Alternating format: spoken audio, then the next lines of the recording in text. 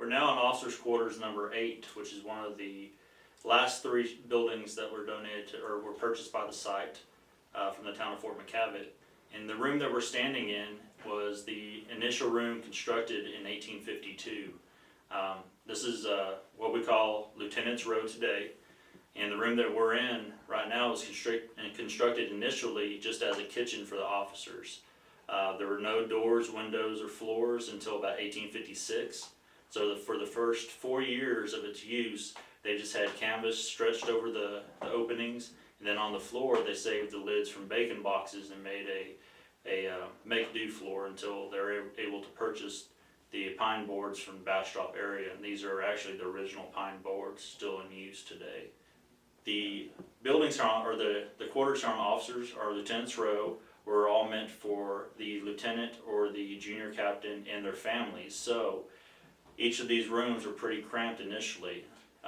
This building, OQ8, would have housed at least 2 officers' families, any children they would have had, and then their strikers assigned to them.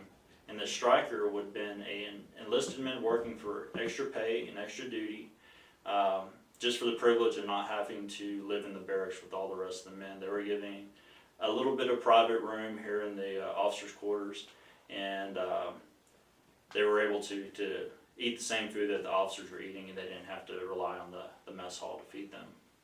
The roof here in OQ8 is covered in canvas, which was used during the period as an artificial insulation. During the winter time, it would keep a layer of air between the bare boards of the shingle roof and the opening in here, and also kept any dirt from falling in anytime the wind blew.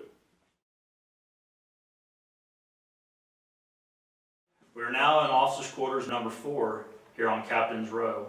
If you remember when we were in Lieutenant's Row, how spartan the furnishings were and how cramped the space was, this officer had the entire structure to himself, and as you can see, his furnishings are a little bit finer than the folding campaign furniture in the other structure. With rank comes privilege, and the higher the rank, the more space and weight allotment that you had on the wagons that were transporting all the supplies to the posts. However, there's a system called ranking out, where if a higher ranking officer within the same regiment got transferred to the post, you got bumped down a house, so all your stuff had to be packed up, and for a little while you would be under canvas again.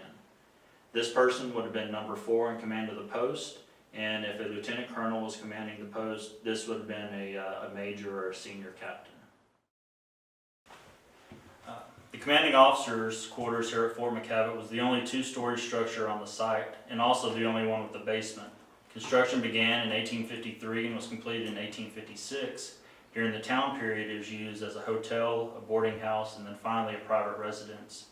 On December 7, 1941, a residence was burning trash and it blew up underneath the porch and burned it down.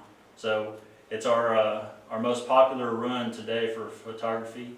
And also next to it, we have a facsimile of the 30-acre gardens that we had here at the post. Initially, the soldiers maintained the garden down on the riverbed. The original gardens are still there, but they're privately owned. So we have a garden planted up here for use for interpretive programs and foodways and things of that nature.